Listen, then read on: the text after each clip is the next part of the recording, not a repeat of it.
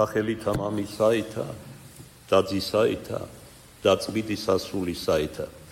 უპირველესად ყოვლისა სულს კიდევ ხელ მოგილოცოთ ქრისტეშობის დღესასწაული, რადგანაც მართალია გუშინ აღნიშნეთ ეს საუფლო დღესასწაული, მაგრამ მას საკმაოდ ვრცელი ხსენება აქვს, ვიდრე განტევება იქნება დღესასწაულის, ამიტომ კვალად და კვალად გილოცავთ ამ დღესასწაულს.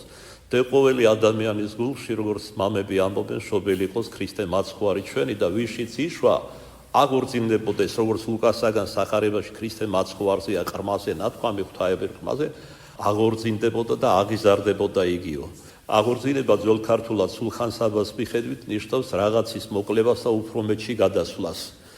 ანუ ეს რაც ნიშნავს ჩვენ შემთხვევაში, როცა ადამიანს ამგვარად ლოცავ, ადამიანში იმანენტურად შინაგანად დაყოლილია ღვთისაგან გარკვეული ნიჭი და მადლი და როგორც ეკლესიის ძველი მასწავლებლები ამბობენ, ყოველი ადამიანი დაბადებიდან ქრისტიანი, ანუ ეს ნიჭი გულის სიღრმეში ბოძებულია, ჩაგდებულია უფლის მიერ, ყველა დანარჩენი რაც ხდება ადამიანის ცხოვრებაში, უნდა ემსახურებოდეს ამ კეთილი მართლის აღორძინება, აყვავებას, რომ საბოლოოდ უხინაყოფი გამოიღოს ვინ 5, ვინ 10 და საბოლოოდ დამკვიდრებული იქნეს ზეციურ სასუფეველში. გითხრათ სიმართლე, დღეს არ ფიქრობდი მესაუბრა რაიმეზე, იმიტომ რომ საკმაოდ ვრცელი მარხვა იყო ყველა ჩვენთაგანისათვის, ჩემთვის მათ შორის იმდენად, რომ უკვე მოხუცი ვარ და ბევრი დაავადება მაქვს, უამრავი დღესასწაულებია, განსაკუთრებით ქრისტეშობის მარხვაში, ამის გარდა დაუჯდომლები, ქადაგება და სხვა და ამას ყველაფერს სულიერი ენერგია და აღმაფრენა სჭირდება. მადლობა ღმერთს, განვლეთ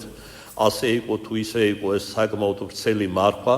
აქვე შეგახსენებთ, რომ ეს მარხვა თავდაპირველად ქრისტეშობის მარხვად არ იწოდებოდა, არამედ ფილიპეს მარხვად, ერთ-ერთი მოციქულის სახელზე, რომელიც შემდგომად აღსრულებისა ეჩვენა მოციქულებს და უთხრა, რომ ღმერთმა ის 64-ში არ დაუშვა და სთხოვა ლოცვა. მათ იმარხულეს მკაცრად მოციქულებმა, ილოცეს და მოციქულთა ლოცვით განიხსნა საკრელთაგან მისი შეცოდებისა და დადგინებული იქნა 64-ში. თავდაპირველად იყო 5დღიანი მარხვა, მერე განივრცვა 10 დღე, 2 კვირა და საბოლოოდ ჩამოყალიბდა და კრებამას დაადგინა, რომ ქრისტეშობის საუფლო დღესასწაულის წინამდებარე მარხვა ყოფილიყო 40 ღედაღამე.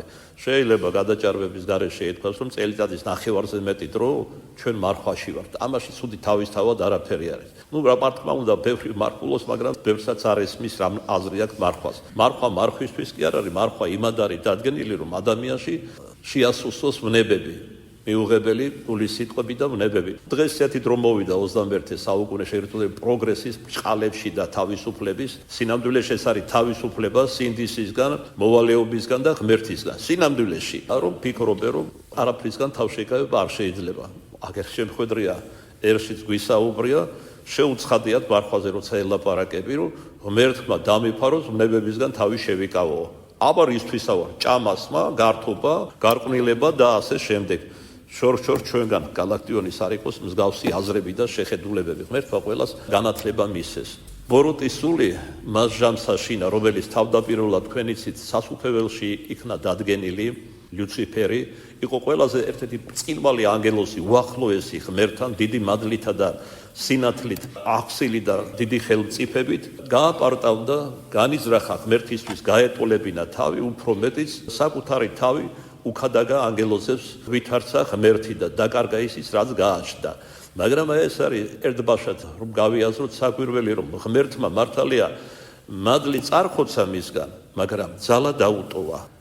უნდა თუ არა ეშმაკ, ის მაინც ღმერთის მსახურია. მაიმუნი აქვს ის წინაშე, როგორც წმინდა მამები ამბობენ. ისიც თავის და უნებურად ღმერთის ნებას ასრულებს. თქვენ იცით, რომ არაწმინდა ღორი რა არის? იმაშიც კი ვერ შევა ბოროტის სული, მაგრამ ღმერთი დროდადრო უშვებს ადამიანზე. ერთ შემთხვევაში, რომ გამოსადოს მისი სარწმუნო და ამ გზით განამტკიცოს, სხვა შემთხვევაში ერთგვარი სასჯელი გაატაროს უკვე აქ დედამიწაზე, რომ იქ არ დაისაჯოს საუკუნოდ. ესე იგი, განსასწრებელი, ფათერაკები, ავადმყოფობები და ასე შემდეგ, ყველაფერი ეს, რა თქმა უნდა, ბოროტის სულისგან არის. მაგრამ თუ ღმერთი არ დაუშვებს, არც ერთი რა იძალუც მას და უშვებს იმის გამო, რომ ჩვენს გონს მოგვიყვანოს. ამიტომაც ყოველთა შინა, ყოველთათვის, როგორც მოციქული იაკობი ამბობს და სხვაგან პავლე, მადლობდეთ უფალსა. ყველაფერი, რაც არის ცისქვეშეთში, პირობითად ადამიანურად ვიტყვი, ავიდა კარგი, დაშვებული არის ღმერთისაგან და ემსახურება ჩვენს გადარჩენას. რა განაასი არ არის, აი თვითკმაყოფილი მაძღარი ადამიანი ცხოვრებით. წვეთის სინანულის არ აქვს, არის მზვაობარი, ქედმაღალი, ზედამხედავი, აბუჩა თანგდების, ხვების და საკუთარ ეგოისტურ ვნებებს მიყოლილი. არაფრით არ მოდის სინანულში, არ სწორდება. პირიქით, რაც რო გადის, უფრო ამრავლებს, სოდებს და აღრმავებს. და აი ღმერთი მიხედავს მოწყალე თვალით და დაუშვებს მასზე განსასწელს. საშინელი ავადმყოფობა ეწევა, მოიდრიკება, ღმერთის მოძიებას იწყებს, ნანობს, ხოლო როცა ის ნანობს, ღმერთს ის უყვარს. ღმერთს ყველა უყვარს. ცოდვილი ადამიანი პირველ ყოვლისა, მაგრამ ზაქს ცოდვა და გვასწავლის და შეგვაგონებს მასთან ბრძოლას. მასთან საბრძოლველად მრავალი იარაღი მოგვანიჭა ღმერთმა. როგორც პეტრე მოციქული თავის ეპისტოლეში ამბობს, 2 ეპისტოლე აქვს, როგორც ცეცხლი გარდა მოხდა ზეციდან სატანა და მყвирალი ლომივით მიმოვალს დედამიწაზე და ეძიებს ვინ შთანთქას. საჭიროა თავი მოვიგრძალოთ ბოროტის სულისაგან და ძალისაებრ დავიცვათ, რაც ჩვენში იწვევს სარწმუნოების განმტკიცებას და გაძლიერებას. ერთ-ერთი ღირსი მამა კითხვას სვამს, რა ვუმატებს სულიერ ძალებს და თავადვე პასუხობს, გადალახული ცდუნება, ანუ ცდუნებებს ღმერთი უშვებს, რათა გადავლახოთ და გამტკიცდეთ, სულიერად გავიზარდოთ. ხშირად გვითქვამ შედარებისთვის, დედამ, რაოდენ არ უნდა უყვარდეს თავისი ჩვილი, სულ ხელით რომ ატარო, საბოლოოდ დათურ სამსახურს გაუწევს. ესე იგი, ჩამოაყალიბებს კუტად. და მადლიერი კი არ იქნება შვილი, არამედ გაბოროტებული დედის მიმართ. მაშასე, რა არის ის ღვთივსულიერი იარაღები, რომლითაც უნდა დაუპირისპირდეთ და ვებრძოლდეთ და ვძლებდეთ ბოროტსულებს, რომლითაც სავსე არის ცისქვეშეთი და არათუ ცისქვეშეთი, რომ დედამიწა, არამედ მთელი ეს ეთეროვანი სამყარო, რის გამოც პავლე მოციქული ერთ-ერთ ეპისტოლეში ბოროტსულებს უწოდებს ჰაერის მცველებს. აქ მხედველობაში აქვს საზვერეები, როდესაც ადამიანი გარდაიცვლება, 20 საზვერე უნდა გაიაროს ეთეროვან სამყაროში, რომელიც დაპყრობილი აქვს ბოროტსულებს. პირველ ყოვლისა, ეს იარაღი არის ლოცვა და მარხვა. ერთხელ იესო ქრისტეს ერთი კაცთაგან მიიახლა, მუხლი მოიდრიკარა და შესთხოვა. უფალო, შეიწყალე ძეჩემი, ეშმაკეული იყო. იგი ახალ მთვარეობას ეშმაკეულობაში ვარდება და მძიმედ იტანჯება, რამე თუ ხშირად ვარდება ცეცხლში და ხშირად წყალში. შენს მოწაფეებთან მივიყვანე, მაგრამ განკურნება ვერ შეძლეს. და დაუშალა იესო მეშმაკს და ყრმისაგან გავიდა. მოწაფეები, როცა ცალკე დარჩნენ მაცხოვართან, დაეკითხნენ, როგორ მოხდა, რატომ მოხდა, რომ ყველანაირი სახის ეშმაკი განსდევნეთ შენი სახელით, მაგრამ აი ეს ეშმაკი ჩვენ ამ ყმაწვილისგან ვერ შევძელით და ვერ განსდევნეთ. მაშინ მოწაფეებს ქრისტემ განუმარტა და უთხრა, ურწმუნოებისა თქვენისათვის, ესე იგი თქვენი ნაკლებ მორწმუნეობისათვის. არ ვიტყვით რომ სავსებით ურწმუნონი იყვნენ, მაგრამ ნაკლებ მორწმუნენი იყვნენ ჯერაც მოწაფეები სულ მოფენობამდის. ხოლო შემდეგ დაუმატა მაცხოვარმა ეს ნათესავი, რაც აღნიშნავს სახეობა ეშმაკისა, არარაით განვალს გარნა ლოცვითა და მარხვით. აი შავით თეთრ როგორც სიტყვიან წერია და აშკარად იგავების გარეშე გვასწავლის, რომ მარხვა და ლოცვა არის ძლიერი საშუალება, რომელიც ყველანაირი სახის, მათ შორის ამ ძლიერად დასაძლებ ეშმაკებსაც განსევნის ადამიანისაგან. ფსალმოში, როგორც ვთქვათ, ერთგან დავით მეფსალმუნე წინასწარმეტყველი და მეფე ამბობს, ვინც ამ სესმე ფრთენი მტრედისანი აღფრინდე და განვისვენე უდაბნოს აშენა. ესე იგი, ვინ მომცემსო იმ ორ ფრთას, რომ აღფრინდე და უდაბნოში განვისვენე. მამათა განმარტებით უდაბნოში განსვენება არის უვნებებობის მიღწევა. ესე იგი, სწავლება აქვს იმისათვის, რომ უვნებებობას მივახციოთ, აუცილებელია ლოცვა და მარხვა. ერთ-ერთ ბოლო დარიგებაში საკუთარი ჯვარცმისა და ვნების წინ უფალმა მოციქულებს უთხრა, ილოცვიტეთ და ღვიძარე იყვენეთ. ღვიძარება ეს არის სულიერი სიფხიზლე. სულიერი სიფხიზლე და ლოცვა არის ქმედით იარაღი ბოროტსულებთან ბრძოლაში. მეორე იარაღი ეს არის ჯვრის ნიში. ჯვარი, რომელიც იყო დაშის უკანასკნელი იარაღი, საზარელი, გახდა პატიოსანი. ძალა შეეძინა ქრისტეს ჯვარცმით. განართხარა მასზე ხელები და ამით მოუწოდა ყოველი კუთხის ადამიანს, მოვედით ჩემ და მაშვრალი და პიტმძიმენი და მე განგისვენო თქვენ. ერთხელ ანტონი დიდი ეკამათებოდა რა ეშმაკებს, უთხრა, ესე იგი როგორი კადნიერება მოიპოვა, რომ ეშმაკებს ეკამათებოდა და უთხრა, თუ კი ჩემთვის რაიმეს გაკეთება შეგიძლიათ, გააკეთეთ, ხოლო თუ არ შეგიძლიათ, ამაოდ რა დირჯებით ეშმაკებმა მიუგეს. ჯვრის ნიში და ღვთისადმი რწმენა ჩვენთვის გადაულახავი კედელია. ესე იგი ადამიანს თუ მდუღარე ცოცხალი რწმენა აქვს და სასუებით გადაისახავს ჯვარს, ეს ძალას უკარგავს ბოროტსულებს ეშმაკს, გარბიან მისგან. იგივე წმინდა მამა ერთხელ საძმოს ასწავლიდა, როდესაც ეშმაკებს არ ძალოთ ჩვენი გულის სიტყვების ამღვრევა, თქვენი ცით რომ ბრძოლა იწყება გულიდან. ამიტომ არის რომ წმინდა მამები გვასწავლიან როგორც კი გულში შეგიხდება რაიმე აზრი რომელიც შენს სინდის შენს სარწმუნოებას შენს გონებას და აზრს ეწინააღმდეგება მეხსეულად აისხლით თუ არ აისხლით გულში ფესვს გაიდგავს და როცა მომტკიცდება გულიდან მისი ამოძირკვა გაგიჭირდება და უფრო მეტიც გულის სიტყვა გადავა საქმეში რაც დაკუპავს საბოლოოდ ამიტომ პიროყოლის ადამიანი იბრძვის გულში გული არის ძვირფასი საბრძანისი უფალი ღმერთისა, რომლის დაუფლებასაც ფიქრობს არაწმინდა სული. ამ გაგებით ქრისტიანობაში აზროვნების ორგანო არის არა მარტო გონება, არამედ პირველ ყოვლისა გული. გონება არის ის მცველი ძაღლი გულისთვის, რომელმაც არაფერი არაწმინდა არ უნდა დაუშვას გულში და არაფერი არაწმინდა არ უნდა ამოუშვას გულიდან. ამადაც ებედრებოდა დავით წინასწარმეტყველი უფალ ღმერთს გული წმით აი დააბადე ჩემთან ღმერთო და სული წფელი განმიახლე გვამსა ჩემსა. მას ესე იგი ანტონი არიგებდა მოწაფებს, როდესაც ეშმაკებს არ ძალუთ ჩვენი გულის სიტყვების ამკვრევა, მაშინ ოცნებებით, ანუ წარმოსახვებით გვაცტუნებენ და გვაშინებენ, მაგრამ ყველა ისინი პირველსავე ჯვრის ნიშზე ქრებიან. ოდესღაც მოწამე კვიპრიანე ეკითხებოდა ეშმაკს. არის ესეთი შემთხვევები, როცა მოუხვო, ისახავ ჯვარს და თითქოს ღმერთი არ გისმენს. იგივე ანტონთან მოხდა ასეთი რამე, რომ საზარელი ბრძოლები ჰქონდა. ჯერ გულის სიტყვებში რა კი ვერ დაამარცხეს, მე პირდაპირ გაგებით გვემა, ცემა დაუწყეს ეშმაკებმა ანტონის და დილიდან დასისხლიანები დალურჯებული იდგა ხოლმე და გავიდა გარკვეული ხანი ამ საზარელ ბრძოლებში და აი დაეხსნენ ეშმაკები და ანტონმა ერთგვარი საყვედურით უთხრა ღმერთს. რატომ იყო რომ ასე საშინელ ბრძოლებში ვიყავი, ასე მგვემდნენ ეშმაკები, შენ კი მიმატოვე და დამტოვე. არა, უპასუხა უფალმა გლოსσოლად, მე შენ არასდროს არ დამიტოვები ხარ, მაგრამ ეს ბრძოლები შენგან იყო დაშვებული შენი სულიერი განმტკიცებისთვის. ოდესღაც მოწამე კვიპრიანე ეკითხებოდა ეშმაკს, რომელი იარაღი აგიდგება და გაუძლურებთ? ყველაზე მეტად რა იარაღი გაუძლურებთ? ეშმაკმა უპასუხა, არ ძალგვის ჯვრის ნიშს მივხედოთ, არამედ გავურბივართ, ცეცხლივით წვავს და შორს გვაძევებს. ამიტომაც შეგვაგონებს წმინდა კირილე იერუსალიმელი პატრიარქი გამუდმებით გარე შევიზღუდვიდეთ თავს ჯვრის ნიშით. კერძოდ იგი ამბობს, დე გამოვისახავდეთ მას, ამბობს იგი, შულსა და ყოველივეზე, პურზე, რომელსაც ჭამს, სასმისზე, რომლითაც სვავთ, დე გამოვისახავდეთ მას შესვლისას და გამოსვლისას, როდესაც დასაძინებლად წვებით და როდესაც სარეცელიდან მდგებით, როცა გზაში ვარ და როდესაც ვისვენებთ. იგი ნიშია მორწმუნეთათვის და შიში ბოროტის სულებში. ზედმიწევნით იგივეს გვასწავლის იოანე ოქროპირი ჯვრის ნიშზე. მესამე იარაღი ეშმაკს წინააღმდეგ ღვთისმსაყვარელი სათნოება არის თავმდაბლობა. მამა გაბრიელიც ამბობდა ხოლმე ხშირად თავად ქრისტე მაცხოვარი დედამიწაზე თავმდაბლობითა და სიბრძნით შეიცნესო. რომ იგი ძე იყო ღვთისა, ღმერთი სეციდან დედამიწაზე გარდამოსული. თავმდაბლობა არის საძირკველი ყველა სათნოების. ამიტომ არის რომ სანეტარებაში პირველი ნეტარება ეკუთვნის თავმდაბლობას, რომელსაც ახლავს გულის შემოსვლება, სულის შემოსვლება, ანუ სინანული და განცდა საკუთარი ცოდვების. ერთხელ ელინებმა, ანუ ბერძნებმა ღირს აღათონთან, რომელიც მეგვიპტელი იყო, ეშმაკეული მოიყვანეს და მის განკურნებას თხოვდნენ. ბერმა ეშმაკს მიმართა, გამოდი ღვთის ქმნილებიდან. ეშმაკმა უპასუხა, გამოვალ, ოღონდ ნება მომეცი კითხვა ამ ერთზე. ვინა მართალი და ვინაა ცოდვილი. ნახეთ რა უპასუხა ახლა აღათონმა. ღირსმა მამამ უთხრა, ცოდვილი მე ვარ, თავი დაიმდაბლა. ხოლო ვინა მართალი ერთი ღმერთმა უწყის მხოლოდ.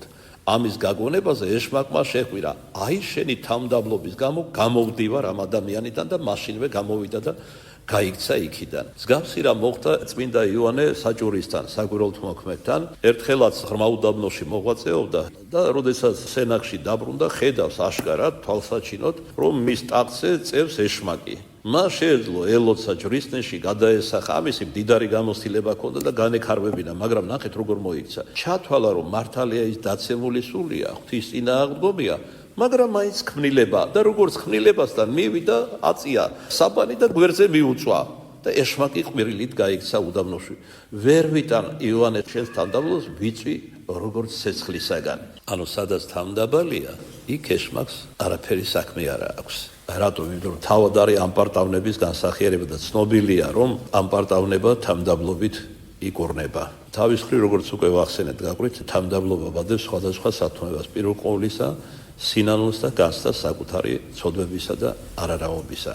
ანუ ხიბლისა და მოჩვენებითი წარმოდგენებისაგან იცავს ადამიანს, რაც დამღუპველი და დამაბრმავებელია მისთვის. მეოთხე იარაღი ბოროტსულებთან ბრძოლაში ესაა შრომის მოყვარეობა.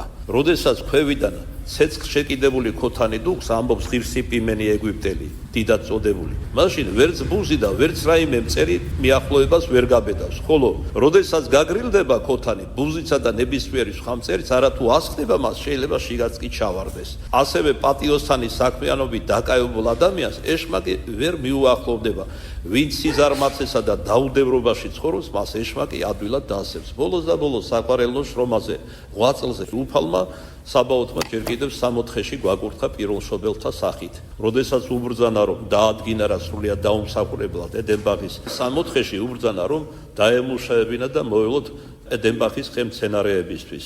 ეს იყო პირველი ერთ-ერთი კურთხევა, რომელიც ღმერთმა მისცა ადამიანს.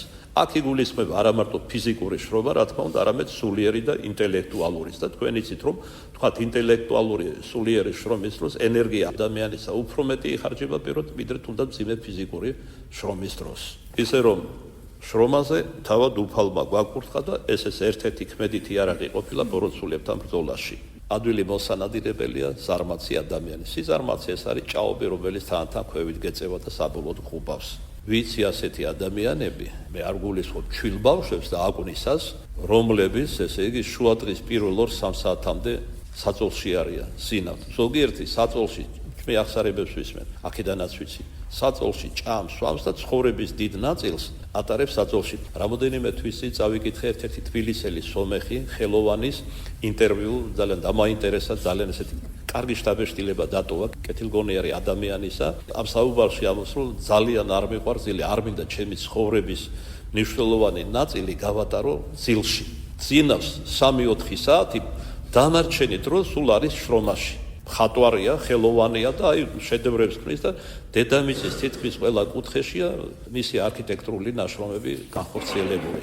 ძალიან ახლო მოვიდა გულთან ეს ადამიანი და ბევრი კარგი რამ ესეთი ნათელი აზრები აქვს გამოთქმული. გარდა მაგისა გამეხარდა ის, რომ უყვარს საქართველო და თulis სამშობლოდ.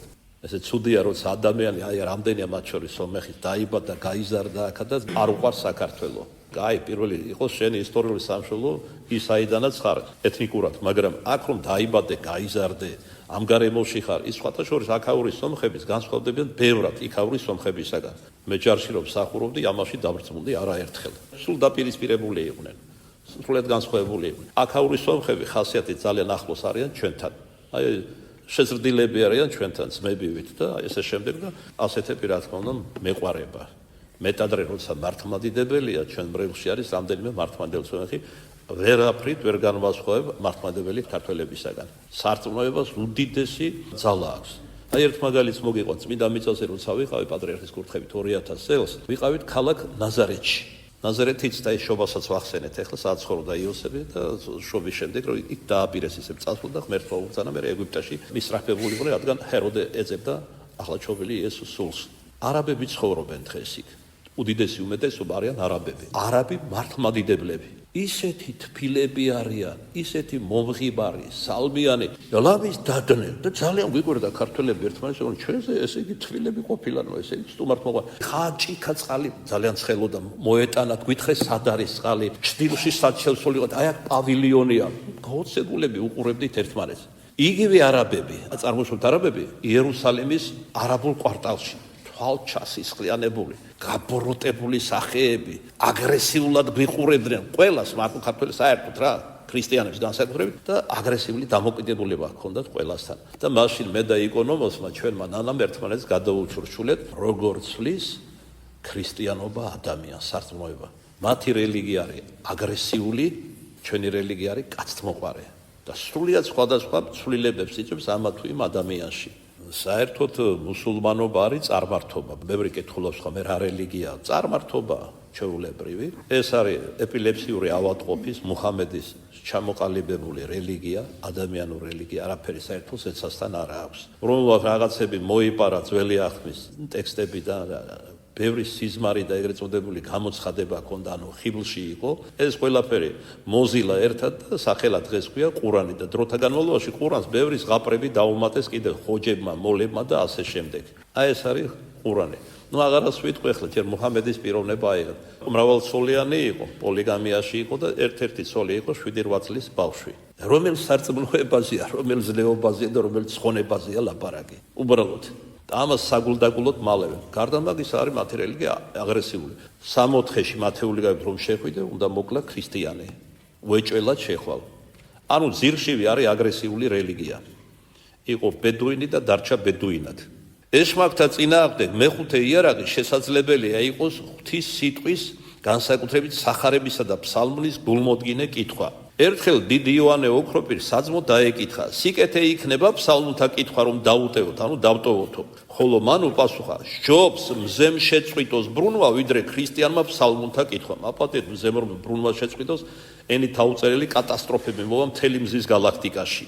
ასევე სულიერი კატასტროფა იქნება ქრისტიანმა შეწყვიტოს ფსალმუნთა კითხვა. მსგავსი აზრი აქვს გამოთქმული ბასილი დიდსაც სხვათა შორის. ფრიად სასარგებლოა ფსალმუნთა შესწავლა, ამბობს იოანე და გულმოდგინედ კითხვა. ყველა წიგნის სარგებლობის მომტანია ჩვენთვის ღვთისმსულიერ წიგნებზეა ლაპარაკი და წყენას აყენებენ ეშმაკებს, მაგრამ არა ისე როგორც ფსალმუნები. მაშთუ მივეცემით მცონარებას ფსალმუნების კითხვაში. მერმე ნეტარი ავგუსტინე ფსალმუნთა ძალაზე ამბობს: ფსალმუნთა გალობა სულს ამშვენებს, ანგელოზებს შეწევნისათვის მოუხმობს, ეშმაკებს განსდევნის, წვდიაც განგმოსავს, სიწმიდეს შეგმოსავს, ეშმაკს არწმენს, ღმერთს გამოაჩენს. ხოლო ერთმა ბერმა დაეკითხა რა ეშმაკ, თუ ყველაზე მეტად რას უშინდება, რისი ეშინია, ამგვარი პასუხი მიიღო: განსაკუთრებით გვაკრთობს, როდესაც ქრისტიანები 67 ფსალმუნს კითხულობენ, აღდექინ ღმერთი და განიბრინენ ყოველი მტერნი მისთინ. დაბოლოს ეშმაკთა წინააღმდეგ ძლიერი იარაღია გულმოდგინე ლოცვა ღვთის წინაწყვალის მთავარ ანგელოზ მიქაელის მიმართ. როგორც ღვთიური დიდების თანამბრძოლი, ჯერაც იბრძვის ეშმაკთან და არწყეს დარტყმების მიყენებას მისთვის. და ამიტომაც ჯერ არც ვებედროთ, რათა ჩვენში შინაგანი ხრწნილების მომტან გველს დასცემდეს, ანუ ეშმაკს და აძებებდეს მას. მას ზმანო, გვეხსოვნება რა რომ ეშმაკი ვითარცა ლომი მკვირალი ეძებს მიცავს თანთქა.